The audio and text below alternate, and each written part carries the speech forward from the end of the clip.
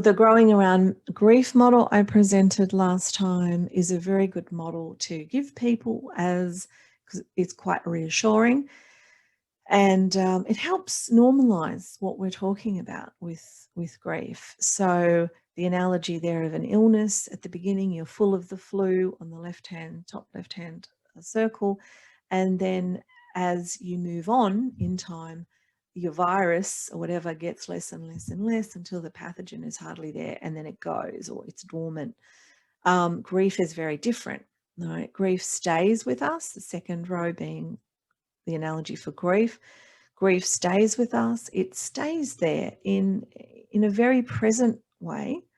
It might morph and change and weave, obviously, but the larger circles progressively getting bigger and bigger is us, and the representation of the fact that we grow around grief as we develop as a person. And this is an analogy also for post-traumatic growth, so and people say, well, how do I get there? Well, you get there by not avoiding, and you get there by giving yourself the permission to also have respite from grief. So to actively engage in activities that are not grief related, but also to spend adequate time in grief focused states, and to be able to move between those. So I'll discuss that. That's the dual process model, and I'll discuss that a little bit further on.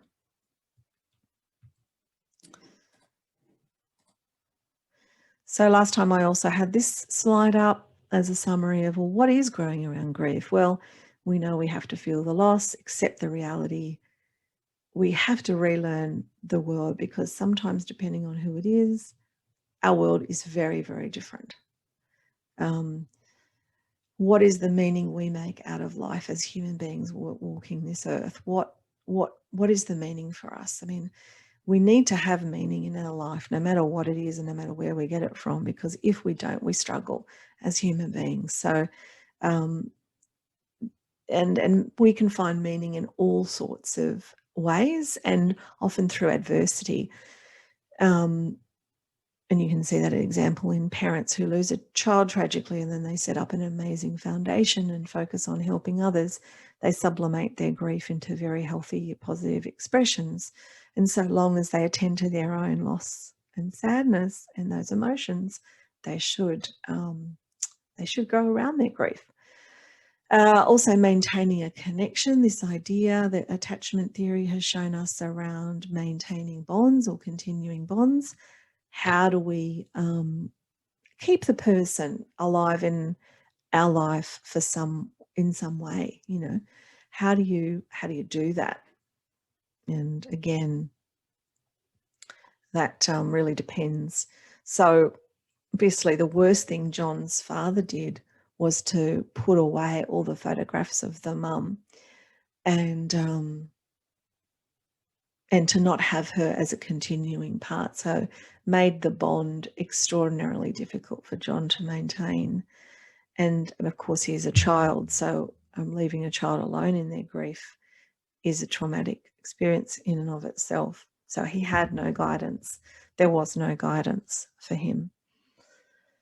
The having self-compassion, and I'm also going to mention about how we need to be really kind to our grief, because often people are very judgmental of their own emotions and how they're grieving. And you'll find with people who have a very strong inner critic mode or very punitive parent mode, that inner voice will tell them all sorts of things about their grief. I should be over it by now. I'm being indulgent, wallowing in my grief.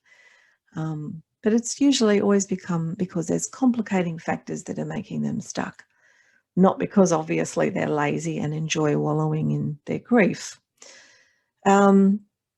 Okay, so